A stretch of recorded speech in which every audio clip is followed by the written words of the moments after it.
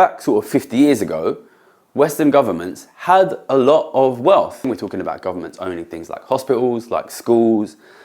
But of course, in the case of the UK government did own also a significant amount of housing back in the 70s.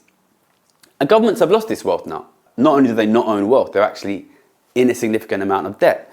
What that means is, if they want to provide you with the same level of service that they used to provide you with 30, 40, 50 years ago, they simply need more tax money because they no longer own the assets and they need to pay rent or interest on those assets. The reason that governments are having to charge much higher levels of tax to provide much worse levels of service is quite simply because governments are much, much poorer now.